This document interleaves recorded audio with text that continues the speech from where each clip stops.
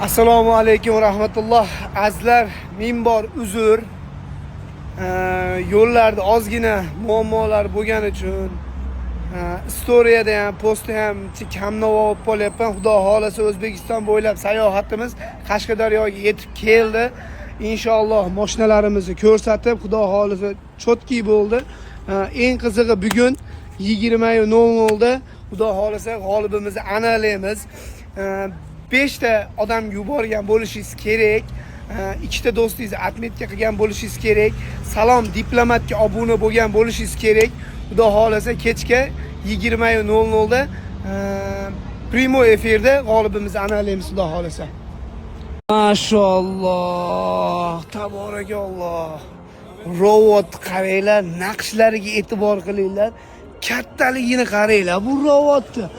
Gullariga olma ishqim ketdi. Mashalloh. Sizlarga bu robot necha kunda tayyor bo'lgani va summasi necha pulga qiziq bo'lsa, egasini oldiga borib so'raymiz. Darvozani ko'rib ishqim tushdi aka. Niyat bo'lsa, nasib bo'lsa inshaalloh o'zimning xonadonimga shundan qildirmoqchiman aka. Tavsiya berasizmi? Tavsiya beraman. Endi bu bitta hozir, bitta qilib yasaldi. O'zbekistonda bunaqasi bormi yo'qmi bilmayman, lekin Qashqadaryoda hozirgi kunda bitta darvoza. Xudo xolasa aka, sizlarda Instagram nikilar bormi?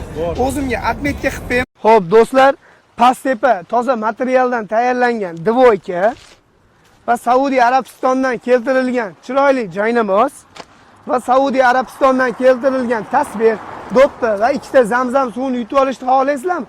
Unda men aytgan 2 ta shartni bajaring. Xudo xolasa kechki payt 20:00 da primo efirda g'olibni aniqlaymiz. Xo'p, birinchi shartimiz bizga obuna bo'lasizlar va shu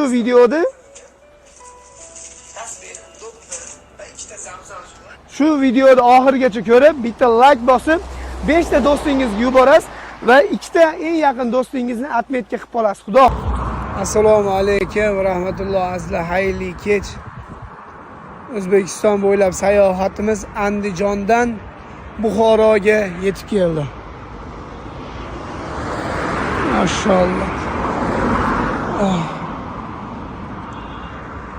Hozir mashinamizga antifriz qo'yib, balonlarni, damlarni ko'rsatib, damlarni pasayib ketdi.